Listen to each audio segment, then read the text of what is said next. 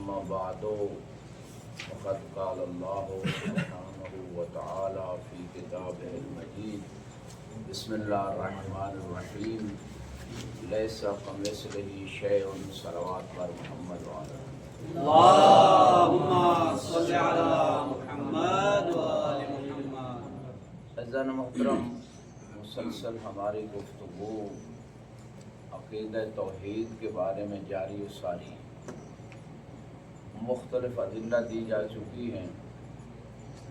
انہی ادلہ میں سے آج ایک اور دلیل لیس کمثلہ کہ اللہ کی مثل کوئی شے نہیں، یہ بھی قرآنی دلیل ہے۔ اور پچھلے ہفتے جو دلیل آپ کو لکھوائی تھی وہ کتنے لوگ ہیں جن کو یاد ہے، اور اس دلیل کا نام کیا ہے؟ دلیل کا نام کیا ہے اور وہ دلیل کون سی ہے جو پچھلے ہفتے بیان کی؟ جی، دلیل فقر ہے۔ دلیل فقر جسے کہتے ہیں۔ قرآن کی کون سی آیت سے؟ یا ایھا الناس انتم الفقراء ایک اللہ ہوا غنی الحمید۔ یا ایھا الناس انتم الفقراء الی اللہ واللہ الغنی الحمید۔ تو یہ پچھلے ہفتے تھی۔ آج جو ہے ایک اور دلیل لیس کمثلہ شیء، اللہ کی مانند کوئی شے نہیں ہے۔ جیسے قل هو اللہ احد میں ایک بڑی خوبصورت بات موجود ہے، وَلَمْ يَكُنْ لَهُ كُفُوًا، کوئی اس کا ہمسر، یعنی کوئی اس جیسا نہیں، نہ ذات میں نہ صفات، نہ ذات میں نہ صفات۔ تو لہذا اس مقام پہ جس بندے کے عقیدے میں یہ بات ہے کہ اس کا کوئی ہمسر نہیں ہے ذات و صفات میں، یہ اس جیسا کوئی نہیں ہے، لیسا کمثلہ شیء، تو پھر اس کا عقیدہ ٹھیک ہے، یعنی قول کے اعتبار سے تو ٹھیک ہے، عملی اعتبار سے اس نے ثابت کرنا ہے کہ جو وہ کہہ رہا ہے واقعاً خارج میں اس کا عمل بھی اس کے قول کی تصدیق کر رہا ہے یا نہیں کر رہا ہے۔ یہ اس نے اپنی زندگی میں ثابت کرنا ہے کہ ایسا ہے یا نہیں ہے۔ تو خدا کی تشریح قرار دینا، خدا کا مثل قرار دینا اور خدا کا جسم قرار دینا، جب مثل قرار دے گا تو جسم قرار دے گا، خدا کی شبیہ قرار دے گا تو تمن کوئی سی مخلوق سے تشبیہ دے گا، تو ایسا بندہ موحد نہیں ہے بلکہ مشرک ہے۔ اور ایسے لوگوں کے بارے میں آیات و روایات بھی شدت سے بات کر رہی ہیں، اور ایسے لوگوں کا عقیدہ جو ہے وہ زبان سے کہتے رہے ہم موحد ہیں، لیکن جو یہ کہتے ہیں کہ نعوذ باللہ ان کی کتابوں میں ہے کہ اللہ کرسی پہ بیٹھے گا روز قیامت، اور جو اس کا مطلب ہے خدا کا جسم ہے، تو جسم ہے تو وہ جسم محدود ہوتا ہے، جو محدود ہوتا ہے وہ خدا ہوتا ہے یا غیر خدا ہوتا ہے؟ مخلوق ہوتا ہے، محدود مخلوق ہے، اور اللہ لامحدود ہے، جیسے خطبہ نہج البلاغہ میں من اشار الیہ فقط حدہ، جس نے اللہ کی طرف اشارہ کیا، یعنی جس میں تو اشارہ ہو سکتا ہے، اس نے اللہ کی حد بندی کر دی، من حدہ فقد عدہ، جس نے اللہ کی حد بندی کر دی اس نے شمار ہونے والی چیزوں میں اللہ کا شمار کر دیا۔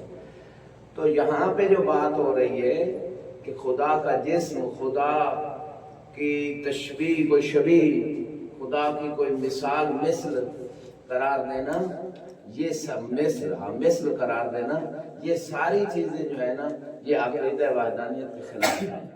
یہ بعض لوگوں نے کہا خدا کرسی پہ بیٹھے گا، یہ عقیدہ توحید کے خلاف ہے۔ بعض لوگوں نے کہا خدا روز قیامت نظر آئے گا، یہ بھی عقیدہ توحید کے خلاف ہے۔ پہلی تو بات موسیٰ علیہ السلام کی قوم نے کیا کہا تھا؟ ہم اللہ پہ ایمان نہیں لائیں گے حتی نر اللہ اپنی آنکھوں سے دیکھنا جہرتاً، کہ ہم اللہ کو جب تک دیکھ نہ لیں ہم ایمان نہیں لائیں گے۔ تو اللہ سے طلب موسیٰ علیہ السلام نے قوم کی طلب، خود تو جانتے تھے اللہ نہیں دیکھا جا سکتا، کیونکہ جو دیکھا جاتا ہے وہ ایک سمت میں ہوتا ہے، اس کا جسم ہوتا ہے، وہ محدود ہوتا ہے، اور خدا غیر محدود ہے۔ تو لہذا موسیٰ علیہ السلام نے قوم کی طلب، ان میں 70 بندے چوائس کیے اور ان کو لے گئے۔ اللہ نے کہا اس نور کی تجلی کو اگر برداشت کر گئے تو پھر مجھے بھی دیکھ لیں۔ یعنی ان کو سمجھانا تھا خدا کی تجلی نورانیت جو خدا کا نور ہے، اس نور کی جو تجلی ہے اس کو آپ برداشت نہیں کر سکتے، خدا کو کیسے دیکھ سکتے ہو؟ تو خدا نے قرآن میں کیا کہا؟ لن ترانی، ہاں آپ کبھی بھی، کتاب موسیٰ سے تھا، پیغام امت کو تھا، تو یہ قرآن کی آیت بھی ہرگز نہیں دیکھ سکتے۔ اور عقلی دلیلیں بھی ہیں کہ جو دیکھا جاتا ہے وہ محدود ہوتا ہے۔ اور پھر اس سے خطرناک باتیں انہوں نے اپنی کتاب میں لکھ دی جو عقیدہ توحید کے خلاف ہیں، حالانکہ توحید کے بڑے دعوے دار بنتے ہیں، کہتے ہیں جی ہم واحد ہیں، باقی تو سارے مشرک ہیں، فتوے بیٹھ کے دیتے ہیں، اور وہ کہتے ہیں جی نعوذ باللہ جہنم جب جو ہے نا لوگوں سے اور پتھروں سے پر ہو جائے گی پھر بھی کہے گی حال میں مزید ہے، کوئی مزید میرے اندر ایندھن وغیرہ، میں تو ابھی پر نہیں ہوئی۔ تو نعوذ باللہ نقل کفر نباشا، انہوں نے لکھ دیا کہ اللہ نعوذ باللہ جو ان کا اللہ ہے، ہمارا اللہ تو ایسا نہیں ہے جس کا جسم و ٹانگ ہو، اللہ اپنی ٹانگ داخل، ان کا اللہ ٹانگ داخل کرے گا تو جہنم کیا کہے گی؟ قط، اب میں پر ہو گئی۔ نعوذ باللہ جن کا اللہ اس کی ٹانگ جہنم جا رہی، جو اپنی ٹانگ جہنم سے نہیں بچا سکتا وہ دوسروں کو جہنم سے کیا بچائے گا؟ اور فرما رہے ہیں تو یہ جسمانیت والا اللہ، محدود اللہ، یہ ان کا اللہ ہے جنہوں نے اپنے آپ کو موحد کا دائماً شور مچایا ہوا ہے، ہم موحد ہیں، ہم موحد ہیں۔ تو اگر توحید سیکھنی ہے تو اہل بیت کے دروازے پہ آنا ہے۔ اہل بیت نے جیسی توحید سکھائی ہے ویسی کوئی اور سکھا ہی نہیں سکتا۔ پہلا خطبہ توحید کے بارے میں مولا علی کا نہج البلاغہ میں۔ تو یہ مختصر سی باتیں، لیس کمثلہ شیء، یہ ہمارا فوکس اس دلیل پہ آج ہوگا کہ اللہ کی مثل کوئی نہیں ہے۔ یہ میں نے تھوڑی سی وضاحت چند مثالیں دے کے کہ جو خدا کا مثل مانتے ہیں، شبیہ مانتے ہیں، جسم مانتے ہیں، وہ ان کے عقیدے کیسے ہیں کتابوں میں درج ہیں، اور وہ کہ موحد زبانی ہیں، عملی واقعہ موحد نہیں ہے۔ یہ ایک چھوٹی سی بات مثل کے حوالے سے۔ اب ایک اور سوال ہے، مثل اور مثل میں فرق کیا ہے؟ کیونکہ بعض جگہ قرآن میں مثل آیا ہے، بعض جگہ مثل آیا ہے۔ لیس کمثلہ شیء، یہ تو واضح ہے کہ اللہ کی مثل کوئی نہیں۔ بعض جگہوں پہ قرآن میں آیا ہے وَلِلَّهِ الْمَثَلُ الْأَعْلَى وَهُوَ الْعَزِيزُ الْحَكِيمُ، یہ سورہ نحل میں بسم اللہ کے بعد 60 نمبر آیت ہے، اور سورہ روم میں بسم اللہ کے بعد 27 نمبر آیت میں ارشاد رب العزت ہوتا ہے وَلَهُ الْمَثَلُ الْأَعْلَى فِي السَّمَاوَاتِ وَالْأَرْضِ، اللہ کی کوئی مثل اعلیٰ ہے جو آسمانوں میں ہے اور زمین میں ہے، وَهُوَ الْعَزِيزُ الْحَكِيمُ۔ ایک آیت میں اللہ للہ، ایک میں وَلَهُ مثل اعلیٰ۔ اللہ کہہ رہے ہیں میری مثل ہے، مثل نہیں ہے۔ اب ان دو آیتوں کی جمع بندی کے بعد جو سوال دوبارہ آپ کی خدمت میں پیش کروں، اوپر جو زائد لائٹیں ہیں وہ آف کر دیں، پھر یہ ٹھیک چلے گا۔ ایک درود پڑھیں بر محمد وعلیہ جو ناشتہ کر کے ہیں وہ تو صحیح درود پڑھیں۔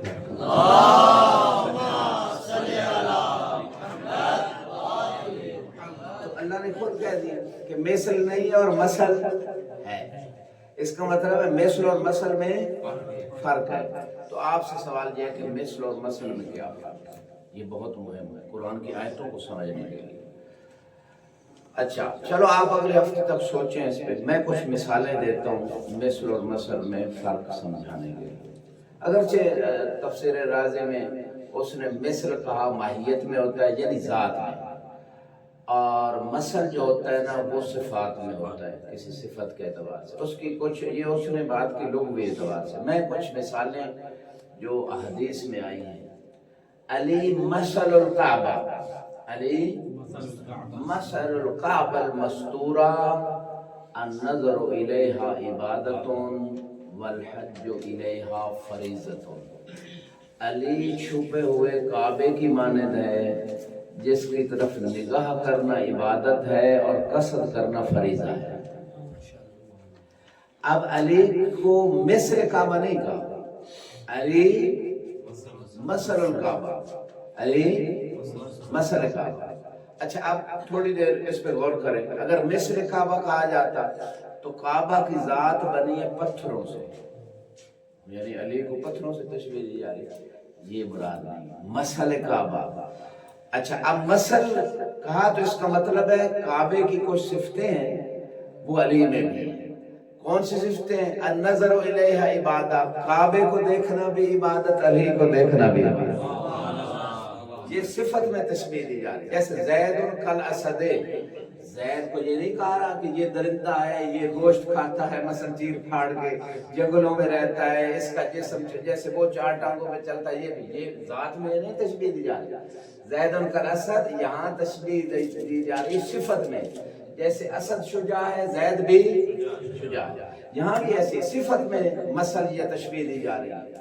علی مثل الکعبہ النظر الیہ عبادہ، بہت ساری روایات میں النظر الی علی ابن ابی طالب، بعد میں النظر الی وجہ علی ابن ابی طالب عبادہ، تو یہ تشبیہ صفت میں۔ اور والقصد الیہ فریضہ، اور کعبے کی طرف جانا بھی فرض ہے، علی کے پاس آنا بھی فرض ہے، دین سیکھنے کے لیے، علم لینے کے لیے۔ انا مدینۃ العلم وعلی بابها، من اراد العلم فلیأت الباب، کہ میں علم کا شہر ہوں، علی اس کا دروازہ، جس کو بھی علم چاہیے وہ علی کے پاس آئے، چونکہ علی دروازہ علم، مدینۃ النبی، نبی جو علم کے شہر ہے اس کے دروازے کا نام علی ہے۔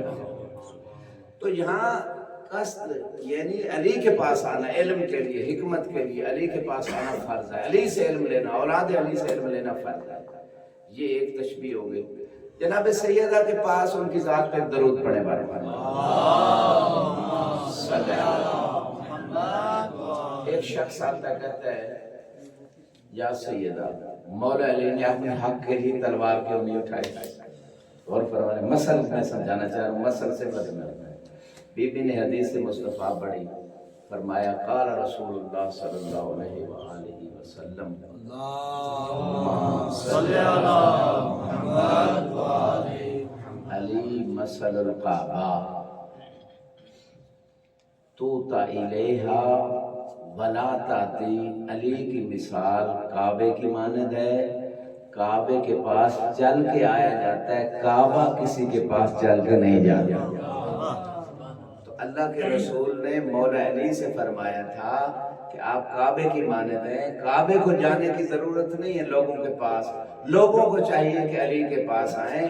اور یہاں ایک بات حدیث میں یہ بھی جملہ ہے، مولا علی سے خود اللہ کے رسول نے فرمایا تھا یا علی آپ کعبے کی مانند ہیں، اگر لوگ آپ کا حق دینے کے لیے آپ کے پاس آ جائیں تو لے لینا، ورنہ خاموش رہنا، لوگوں کے پاس حق لینے کے لیے نہ جائیں۔ یہ بھی روایت ہے، آپ کے خلافت اگر دے دیں لوگ آپ کو لے لینا، ورنہ خاموش رہنا۔ اور دوسری حدیث میں ہے کہ 40 بندے اگر جمع ہو جائیں، کچھ لوگ آئے تھے مولا علی کے پاس کہ بھائی آپ کے لیے تلوار اٹھائیں، ہم آپ کے ساتھ ہیں۔ مولا نے کہا کل سر منڈوا کے آ جائے، اتنے بجے آ جائے، تلواریں لے کے آ جائے۔ ایک بندہ جناب ٹوپی پہن کے نیچے بال ادھر ادھر سے کٹوا کے نیچے رکھ لی، اس نے نہیں اس کی شادی تھی، امام نے کہا ٹوپی ہٹائی۔ 4 بندے آئے تھے، 4-5 بندے تقریباً، باقی تو آئے نہیں، تو اس نے ٹوپی ہٹائی تو بال نیچے ہیں۔ تو امام نے کہا جب تم میرے لیے بال نہیں قربان کر سکتا تو جان کیسے قربان کر سکتا؟ اچھا شاید اسی وجہ سے مدارس میں مولوی صاحب نے قانون بنا دی کہ پہلے بال کٹواؤ، اور کئی طالب علم اسی وجہ سے چھوڑ جاتے ہیں کہ بال بہت پیارے ہوتے ہیں۔ بھائی بال بچے والدین کو پیارے ہوتے ہیں، نوجوانوں کو بھی اپنے بال بڑے پیارے ہوتے ہیں، لیکن اس میں بھی ایک فلسفہ ہے۔ بہت سارے بچے چھوڑ لے، کاش ان کو سمجھا دیا جاتا مدارس میں کہ بال آپ کے کیوں کٹوائے جا رہے ہیں، کہ دین کے لیے قربانیاں دینی پڑتی ہیں۔ اور نوجوان بچے جب مدارس میں آتے ہیں تو وہ بال سنواریں، بنے سنوریں، یہ ان کے لیے مناسب نہیں ہے۔ جس جہاد بن نفس کے میدان میں وہ داخل ہوئے ہیں، یہ ان بچوں کے لیے یہ بال سنوارنا، یہ کرنا، اپنے آپ کو مزین کر کے رکھنا، خصوصاً نوجوان بچے، شیطان جو ہے نا مدارس کے طلبہ کو زیادہ جو ہے نا ان کے پیچھے پڑتا ہے، اس لیے ہے کہ باقی جو پہلے شیطان کے پیچھے ہیں، اگر کسی کو پٹڑی سے ہٹانا ہے، سیدھے راستے سے ہٹانا ہے، تو یہ اس فیلڈ کے لوگ ہیں، اس ان کے پیچھے پڑتا ہے۔ تو یہ چھوٹا سا ایک فلسفہ بات سے بات آ گئی، ورنہ شادی شدہ لوگوں کے لیے چھٹے امام صادق علیہ السلام کی ذات محمد व आले मोहम्मद। फरमाते हैं बनी इसराइल की औरतें इसलिए गलत कारी पे जो है ना गई क्योंकि उनके शौहर जीनत नहीं करते। शौहर जो है वो जीनत करे। बीवी पे जैसे वाजिब है कि शौहर के लिए जीनत करे, इसी तरह शौहर पे भी वाजिब है कि बीवी के लिए। हाँ, हमारे बाद मुआशरों में बीवियां शौहरों के सामने तो मैली कुचैली, न कपड़े साफ, न दांत साफ, न कोई और जनाब जब बाहर जाना है बाजार शॉपिंग करने या शादियों में, वहां बन सवर के जाना। भाई उल्टा काम कर रही हो, बाहर पर्दे से रहना शौहर के सामने। इसी तरह शौहर पे भी वाजिब है बाल संवारे, खुशबू लगाए, नहाए धोए और अपना दांत साफ रखे। ये सारी चीज जीनत शौहर पे भी वाजिब है जिस तरह बीवी पे वाजिब है। तो ये एक अलग बात है। अच्छा, तो बात क्या हो रही थी? बात ये हो रही थी कि अली मसलुल काबा की मसल है, यानी कुछ सिफात जो काबे को दी गई है वो सिफात मौला अली। उम्मत को आना पड़ेगा अली के दरबार, उम्मत को आना पड़ेगा अली से इल्म लेने के लिए, अली से दीन लेने के लिए। और एक और मिसाल भी इसी हवाले से सिफात के एतबार से फरमाया, मसलो अहल बैती का मसले सफीनत नूह, मन राकिबहा नजा व मन तखल्लफ अन्हा गारिका व हवा। फरमाया ये सुनिए, किताबों में मशहूर ये सारी हदीसें मौजूद हैं।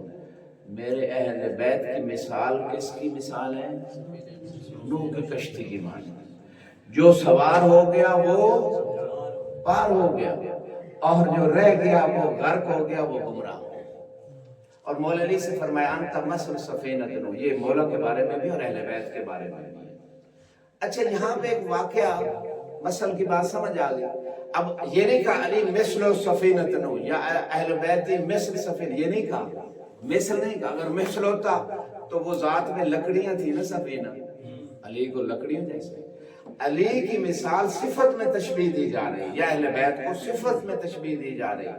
सफीने का क्या काम होता है? जो सवार हो जाता है पार निजात पा जाता है, और जो रह जाता है वो नूह के बेटे की तरह गर्क हो जाता है। यही सफीना नूह में मिसाल है। जो लोग 80 बंदे सवार हो गए वो पार हो गए, निजात पा गए, बाकी गर्क हो गए।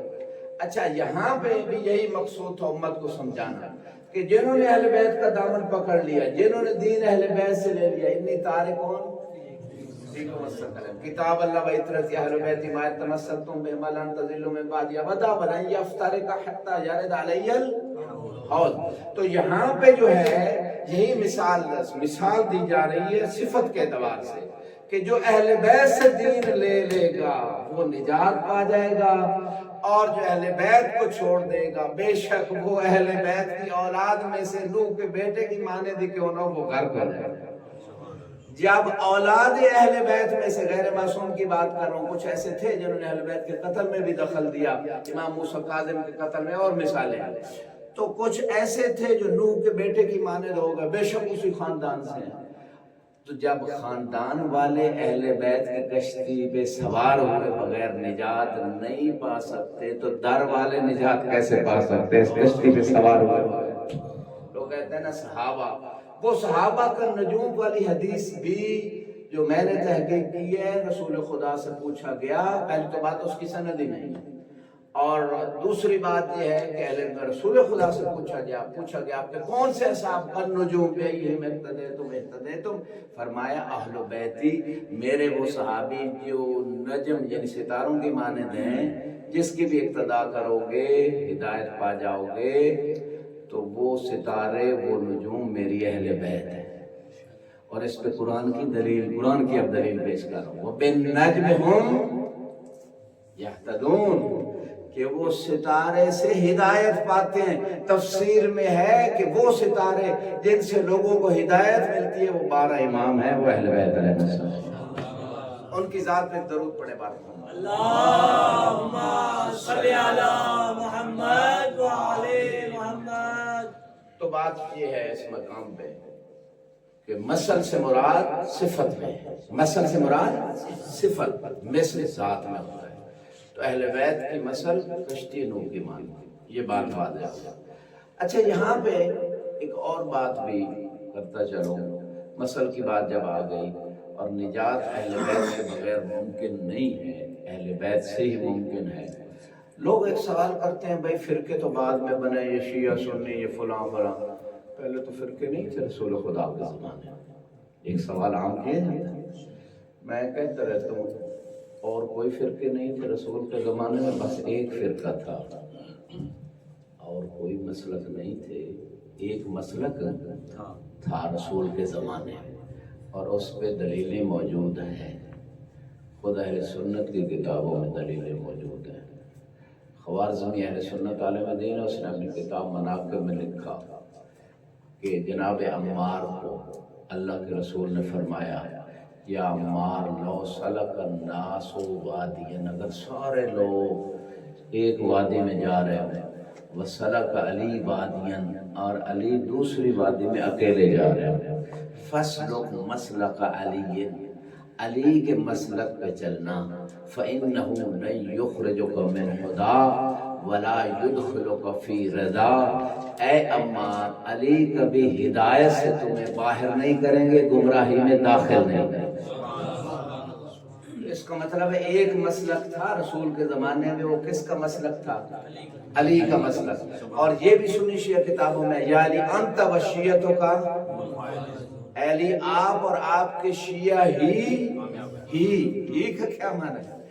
فقط۔ شیعہ کا کیا معنی ہے؟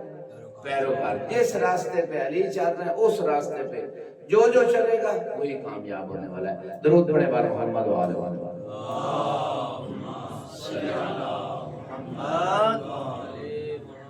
تو یہ بات تھی مثل اور مثل میں فرق ہے، لیسا کا مثل ہی، اور اللہ خود قرآن میں نحل میں اور سورہ روم میں فرما رہا ہے وَلِلَّهِ الْمَثَلُ الْأَعْلَى وَهُوَ الْعَزِيزُ الْحَكِيمُ، اور دوسری سورہ روم میں وَلَهُ الْمَثَلُ الْأَعْلَى فِي السَّمَاوَاتِ وَالْأَرْضِ وَهُوَ الْعَزِيزُ الْحَكِيمُ۔ اس کا مطلب ہے اللہ خود کہہ رہے میری مثل نہیں ہے لیکن میرا مثل ہے، اور اسی بات کی وضاحت مثل سے مراد صفات میں مشابہ، یعنی جو میری اس میں عبارہ اخرى مظہر صفات خدا۔ ایک عالم دین نے بڑی اچھی بات کی، علی قرآنی مشہور ہے اس دور کے متکلم، اس دور کے معروف علماء میں سے، کافی کتابیں انہوں نے کی۔ انہوں نے اپنی کتاب میں الحق المبین فی فضل المعصومین، اس طرح کتاب کا نام ہے، اس میں لکھتے ہیں 169 نمبر صفحے پہ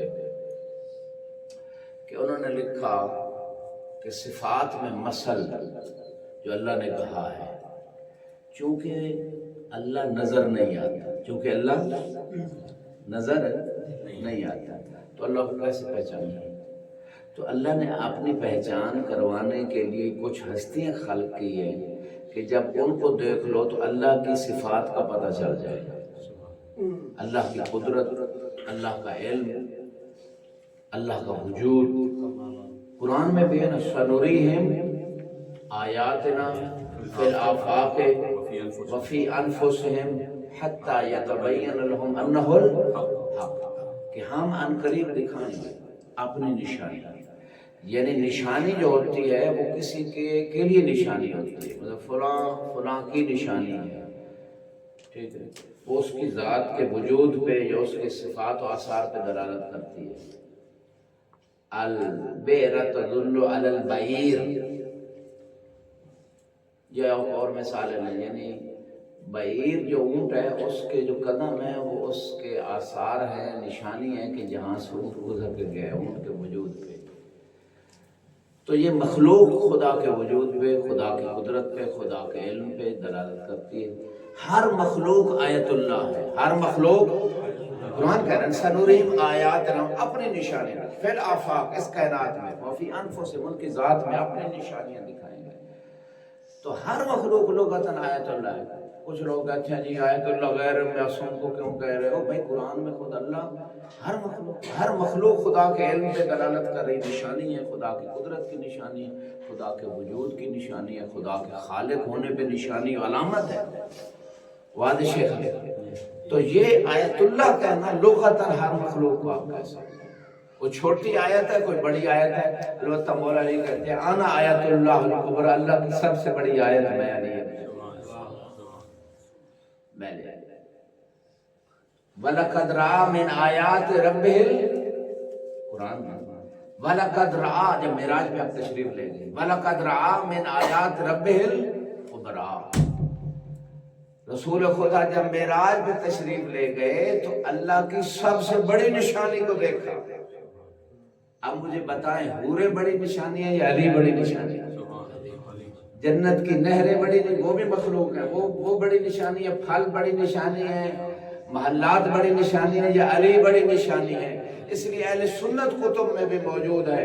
हालांकि दुनिया में भी अली को देखते थे, लेकिन वो काबा कौसैन व अदना के मकाम पे वो जो कुर्ब मानवी था, वो जो खुदा फिर देखना चाहता था अपने उन खास बंदों को, कि जब वो पहले भी अर्श पे खुदा की तस्बीह तकदीस करते थे, पूरी तवज्जो से सुनिएगा, और जब खुदा ने चाहा कि दोबारा उनको देखूं और अपने हबीब को ऐसी निशानी दिखाऊं, अहले सुन्नत मसादर ने भी लिखा, हमारे उलमा ने भी लिखा, कुरान भी कह रहे हैं वलक़द रआ मिन आयात रब्बिल कुबरा, कि अल्लाह के रसूल ने को बड़ी निशानी देखी। हालांकि हूरें जन्नत ये सारा पर देख चुके थे, ये भी आयतुल्लाह थी, ये भी अल्लाह की निशानियां थी, लेकिन जो बड़ी निशानी है, जब अल्लाह ने कहा ऐ मेरे हबीब जमीन पे अपना खलीफा किसको बना के आए हो, अर्ज की, अल्लाह को पता तो था लेकिन अल्लाह के रसूल से सुनना चाहते थे, अर्ज की परवरदिगार अली को बना के आया हूँ। अल्लाह ने फरमाया अली को अभी देखना चाहते हो? अल्लाह के रसूल ने कहा या इलाही अगर दिखा दे तो तेरी मर्जी। फरमाया फल्तफत इला यमीनिक, जरा अपने दाएं तो देखिए, काबा कौसैन के मकाम पे खड़े हैं जहां जिब्रील भी नहीं जा सके, तो जब दाएं देखा तो अली इब्न अबी तालिब नजर। ये है वलक़द रआ मिन आयात रब्बिहिल कुबरा, कि अल्लाह के रसूल ने अल्लाह की सबसे बड़ी निशानी, अली से बड़ी कोई निशानी कायनात में नहीं है रसूल खुदा के बाद, जो अल्लाह के कमालात पे दलालत कर रही है। मजहर सिफाते परवरदिगार, मजहर होता है वो जगह जहाँ खुदा की सिफतें ज़ाहिर हो रही। हर मखलूक में, इस दाने में भी खुदा की सिफतें, कि दाने को पौधा बना दिया खुदा की कुदरत इल्म, तो ये दाना भी मजहर सिफात खुदा है। लेकिन अली अतम व अकमल मजहर, सब अहले बैत, सब मासूमीन, लेकिन अली जो है रसूल खुदा के बाद अकमल व अतम मजहर सिफात खुदा, इल्म खुदा अली में ज़ाहिर हो रहा है, कुदरत खुदा अली की ज़ात में ज़ाहिर हो रही है। तो इसका मतलब ये है कि ये माना है मसल का सिफात में, कि अल्लाह ने अपनी कुछ मिसालें बनाई हैं ताकि दुनिया को पता तो चले कि जिस अल्लाह ने अपने नुमाइंदे भेजे हैं उसकी सिफात कैसी, वरना खुदा की मार्फत ही नहीं होगी। अगर ये हस्तियां न होती तो खुदा की मार्फत होती। मासूम फरमाते हैं बिना यो रफुल्लाह व बिना ओबेदुल्लाह, अल्लाह की बंदगी भी हमारे वास्ते से हुई है, अल्लाह की मार्फत भी हमारे वास्ते से। थक तो नहीं गए? फिर एक दरूद पढ़ना,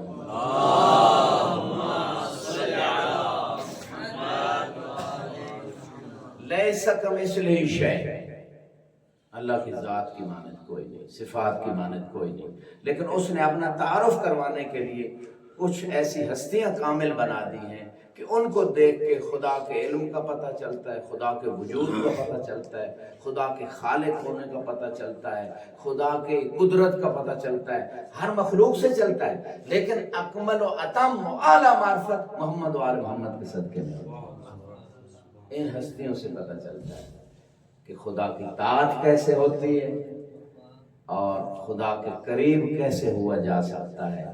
जंग में अली अशजउल अरब हैं, नमाज में रोते हुए दिखाई देते हैं, इनकी ताअत से खुदा की कोई है खुदा। तो यहाँ पे अलामा कुरानी, अली कुरानी ने जो बात लिखी वो मैं आपकी खिदमत में, उनकी किताब में अल हक़्क़ुल मुबीन फी फ़ज़ाइल मासूमीन, ये किताब का नाम है। इसमें वो लिखते हैं कि ये जो लिल्लाहिल मसलुल आला की बात हो रही है, अली उसके सबसे अबरज़ व आला मिसदाक़ है। रसूल खुदा के अल्लाह की मसल, अल्लाह की सिफ़ात के मज़हर, अल्लाह जैसे उनको लफ्ज़ नमूना भी इस्तेमाल हुआ कि नमूना दिखाएं जी, मसलन कहते ना नमूना दिखाएं, नमूना देख के हम पता लगाएंगे। तो अल्लाह ने कुछ ऐसे नमूने भेजे हैं अपनी सिफात के मजहर होने के नमूने, کہ ان کو دیکھ کے پتہ چلتا ہے اگر ان کو اللہ نے اتنی قدرت عطا کی ہے تو ان کی قدرت کتنی ہوگی. اگر ان کو اتنا علم اللہ نے عطا کیا کہ سلونی کا دعوے دار ہے تو خود اللہ کا علم کتنا. تو یہ ہے مظہر صفات خدا. وہ لکھتے ہیں ایک حدیث قدسی، میں اس زمانے کے بڑے معتبر عالم کی معتبر کتاب سے، آپ اور وہ کتابوں میں بھی ہے، فرمایا ان آیتوں میں جو مصداق ہیں مثل اعلیٰ کے ولی ابن ابی طالب اور سب اہل بیت ہیں، یقیناً محمد و آل محمد سب ہیں. فرمایا اس پہ ایک حدیث قدسی بھی دال ہے. فرمایا عبدی اتینی اجعلک مثلی، اے میرے بندے میری اطاعت کرو، میں تجھے اپنی مثل بنا دوں گا. اقول للشیء کن فیکون، میں کسی شے سے کہتا ہوں ہو جا وہ ہو جاتی ہے. تقول للشیء کن فیکون، جب تو میری اتنی اطاعت کرے گا، پوری مکمل اطاعت و بندگی کرے گا، پھر میں تجھے اپنی مثل بنا دوں گا، اپنا نمونہ بنا دوں گا، اپنی صفات کا مظہر بنا دوں گا، اپنی قدرت کا مظہر بنا دوں گا. میں جب کسی چیز سے کہتا ہوں ہو جا وہ ہو جاتی ہے، تو بھی کہے گا وہ ہو جائے گی، تیرے کہنے کی دیر ہوگی وہ ہو جائے گی. یہ تو علی کے لیے انہوں نے مثال دی اس عالم نے. میں علی کے بیٹے کا ایک واقعہ ذکر کر دیتا ہوں جو مشہور ہے، کتب کے اندر موجود ہے، کہ جب مولا نے وہ سیز فائر کی، وقتی جم بندی کی، جو تھکے ہوئے بیٹھے ان کو جگانے کے لیے، ان کے ایمان کی تعزیز کے لیے، سلمان و ابو ذر بنانے کے لیے، ہر چہرے پہ میری نگاہ ہے، میں نے دیکھنا ہے کون علی کے فضائل کو ایمان و عبادت سمجھ کے سن رہا ہے، کون زحمت و بگار سمجھ کے بیٹھا ہے. جناب امیر المومنین کے بیٹے نے جب سیز فائر کی، شرائط پہ جنگ بندی کی، تو اپنے مجمع میں سے کسی نے کہا آپ نے اچھا نہیں کیا یہ اقدام کر کے. امام نے فرمایا لو شئت لجعلت العراق شاما والشام عراقا، اگر علی کا بیٹا چاہے ابھی شام کو عراق بنا سکتا ہے، عراق کو شام بنا سکتا ہے. پوری توجہ چاہوں گا، ہر بندہ ہاتھ چھوڑ کے یہ بات سنیے گا، چونکہ یہاں ہاتھ باندھنے کی کوئی گنجائش نہیں ہے. امام حسن نے جب یہ جملے فرمایا تو ایک شامی نے کہا من یقدر علی ذلک، یہ کس کی قدرت ہے کہ ایسا کر سکے کہ شام کی ظاہری فتح کو شکست میں بدل دے اور عراق کی ظاہری شکست کو فتح میں بدل دے. ابھی ابھی یہ کس کی قدرت ہے؟ امام نے روایت کہتی ہے نہ مصلی بچھایا، نہ دعا کے لیے ہاتھ بلند کیے، نہ استخارہ کیا. دی قدرت اللہ نے تھی، لیکن مظہر العجائب کے بیٹے نے بس اتنا کہا اما تستحی ان تقعدی بین الرجال، شرم نہیں آتی عورت ہو کے مردوں میں بیٹھے.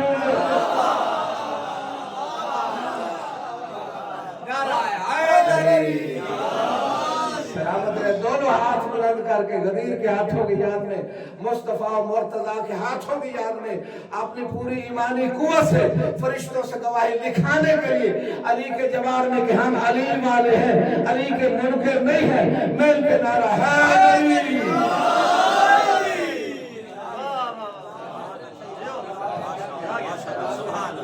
سلامت رہے، قیامت رہے.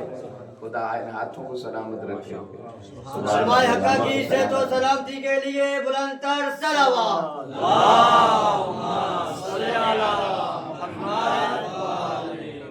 سلامت رہے. یہ ولایت تقوینیہ کہ اللہ نے ان کو طاقت عطا کی. ولایت تشریعیہ تو من کنت مولا سے ثابت ہے، لیکن ولایت تقوینیہ کی ایک بحث ہے علماء کے درمیان، ابھی ہمارا موضوع نہیں ہے، لیکن ایک بات آ گئی مثل سے، مثل اور مثل میں فرق نہیں تو میں نے عرض کر دی. ورنہ کتنے انبیاء تھے، عیسیٰ علیہ السلام جو ہے نا وہ اندھوں کو، نابینوں کو بینا بنا دیتے تھے، مردوں کو زندہ بیچ دے. اللہ کی قدرت. کوئی بھی شیعہ، یہ عام شیعہ بھی میرے خیال میں یہ عقیدہ نہیں رکھتا کہ اللہ نے ان کو طاقت نہیں دی، خود کوئی مستقل ہے. جب مستقل کا نظریہ ہو تو تب شرک کو کفر آتا ہے. جب یہ سمجھا جائے کہ یہ اللہ کے محتاج نہیں ہے تب یہ تفویض اور غلو کا نظریہ. ورنہ اللہ نے ان کو مظہر صفات خدا بنایا ہے.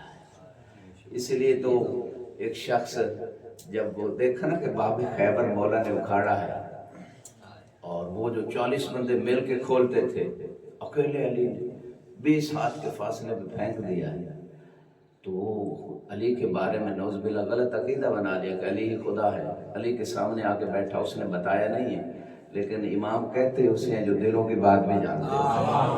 اللہ علیم بذات الصدور، وہ اس کے ذاتی کمال ہے.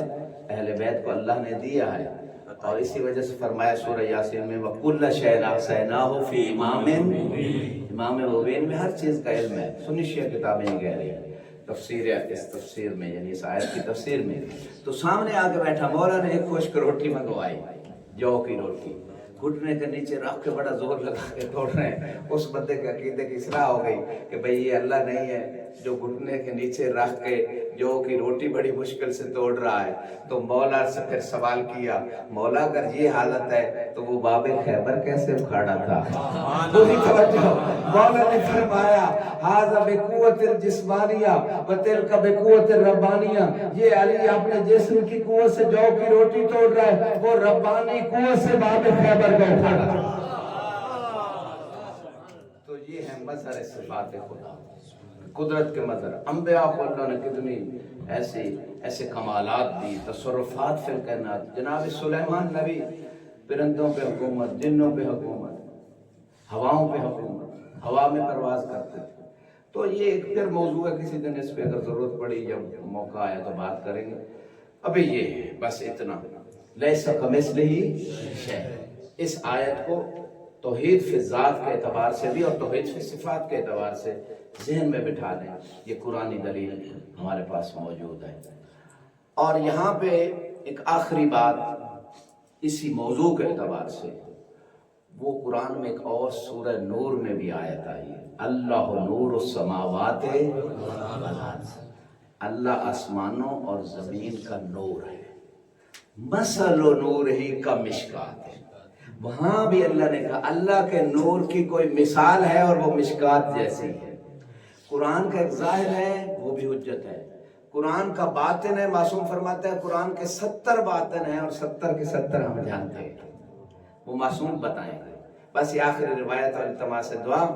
تو اس مقام پہ مثل نور، اللہ نے اپنے نور کی کوئی مثال دی ہے، مثل نور کا مشکات فیہا مصباح، اس مشکات میں مصباح ہے، والمصباح فیہا زجاجہ، اور مصباح جو ہے اس میں زجاجہ ہے۔ الزجاجہ کأنہا کوکب دری، زجاجہ کیا ہے؟ وہ کوکب دری کی طرح ہے۔ اس کی تفسیر لمبی ہے، لیکن الکافی جلد نمبر 1 میں علامہ کلینی نے اسی آیت کے ضمن میں امام صادق علیہ السلام کی ذات پر درود مثل نور، مل کے درود پڑھے بارے محمد